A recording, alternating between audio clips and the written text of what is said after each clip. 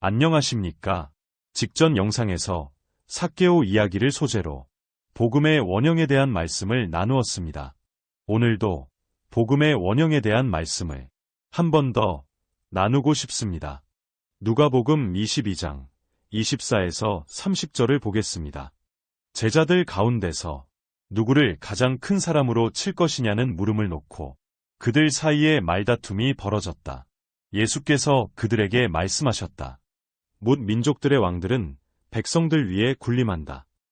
그리고 백성들에게 권세를 부리는 자들은 은인으로 행세한다. 그러나 너희는 그렇지 않다. 너희 가운데서 가장 큰 사람은 가장 어린 사람과 같이 되어야 하고 또 다스리는 사람은 섬기는 사람과 같이 되어야 한다. 누가 더 높으냐? 밥상에 앉은 사람이냐? 시중 드는 사람이냐? 밥상에 앉은 사람이 아니냐? 그러나 나는 섬기는 사람으로 너희 가운데 있다. 너희는 내가 시련을 겪는 동안에 나와 함께 한 사람들이다. 내 아버지께서 내게 왕권을 주신 것과 같이 나도 너희에게 왕권을 준다. 그리하여 너희가 내 나라에 들어와 내 밥상에서 먹고 마시게 하고 옥좌에 앉아서 이스라엘의 12지파를 심판하게 하겠다. 이렇게 기록되어 있습니다. 누가 크냐는 문제를 놓고 제자들이 다투는 이야기는 복음서 여기저기에 많이 수록되어 있습니다. 이 본문은 그 문제에 대해 매듭을 지어야 할 필요성이 있어서 최종적으로 정리를 한 것 같은 느낌이 듭니다. 이 본문에는 1세기 후반의 교회 상황이 반영되었을 것이라고 현대신학자들은 말합니다. 1세기 후반의 교회가 존립을 위태롭게 하는 두 가지 복병을 만났다는 것입니다.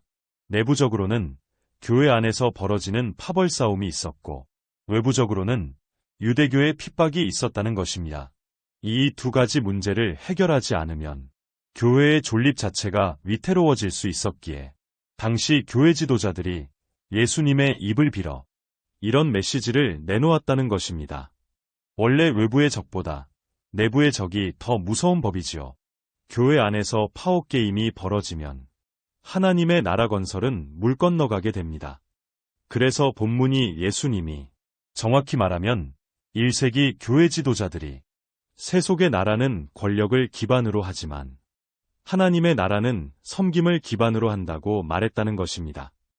그런데 이 본문 후반부로 가면 예수님의 제자들을 보좌에 앉게 하고 이스라엘 12지파를 심판하게 하겠다고 본문이 예수께서 제자들에게 약속을 해주십니다. 교회와 신도들을 핍박하는 유대교와 그 지도자들에 대한 1세기 교회의 원한이 담겨있는 내용이며 그들을 형제가 아니라 타도해야 할 적으로 규정한 것이라고 현대신학자들은 말합니다. 이 본문 다음에는 35절로 연결되어야 자연스럽습니다. 그런데 그 사이에 어색한 본문이 끼어 있습니다. 31에서 34절인데요. 그 내용을 보겠습니다. 시몬아, 시몬아, 보아라. 사탄이 밀처럼 너희를 체질하려고 너희를 소나기에 넣기를 요구하였다. 그러나 나는 내 믿음이 꺾이지 않도록 너를 위하여 기도하였다. 내가 다시 돌아올 때에는 내 형제를 굳세게 하여라. 베드로가 예수께 말하였다. 주님, 나는 감옥에도 죽는 자리에도 주님과 함께 갈 각오가 되어 있습니다. 그러나 예수께서 말씀하셨다. 베드로야, 내가 네게 말한다. 오늘 닭이 울기 전에 내가 3번 나를 모른다고 할 것이다. 이렇게 기록되어 있습니다. 베드로의 부인을 예고하는 말씀인데요. 이 본문이 사본이 복사되는 과정에서 누군가 삽입한 것이 아니라 누가의 최종 편집자가 넣은 것이라면 여기에 배치한 이유를 충분히 짐작할 수 있습니다. 앞선 본문과 다음에 이어지는 본문이 교회 지도자들의 지침이 아니라 예수님의 명령이라는 것을 강조함으로써 본문이 메시지에 더욱 힘을 실어주기 위한 것이겠지요. 그러면 그 다음 본문 35에서 38절을 보겠습니다. 예수께서 제자들에게 말씀하셨다. 내가 너희를 돈주머니와 자루와 신발이 없이 내보냈을 때 너희에게 부족한 것이 있더냐? 그들이 대답하였다. 없었습니다. 예수께서 그들에게 말씀하셨다. 이제는 돈주머니가 있는 사람은 그것을 챙겨라. 또 자루도 그렇게 하여라. 그리고 칼이 없는 사람은 옷을 팔아서 칼을 사라. 내가 너희에게 말한다. 그는 무법자들과 한패로 몰렸다고 하는 이 성경 말씀이 내게서 반드시 이루어져야 한다. 과연 나에 관하여 기록한 일은 이루어지고 있다. 제자들이 예수께 말하였다. 주님, 보십시오. 여기에 칼 2자루가 있습니다. 예수께서 그들에게 말씀하시기를 넉넉하다 하셨다. 이렇게 기록되어 있습니다. 12 제자를 파송했던 일을 회고하는 내용인데요. 그런데 그때 했던 말씀과는 매우 다른 방향으로 이야기가 전개됩니다. 제자 파송 이야기는 마태복음 10장과 마가복음 6장, 그리고 누가복음 9장에도 기록되어 있는데 그 본문들은 청빈한 삶과 희생 정신만을 강조했습니다. 칼을 준비하라는 그런 전투적인 내용은 없었습니다. 그런데 이 본문은 임박한 전투를 앞두고 사령관이 군사들에게 훈시하는 것 같은 느낌을 줍니다.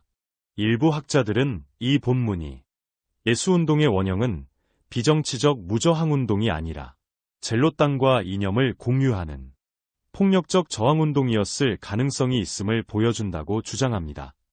젤롯당은 로마 제국을 무력으로 몰아내고자 결성된 열성당원들로 구성된 조직입니다. 요즘 말로 하면 애국적 테러리스트 집단이라고 할 수 있습니다.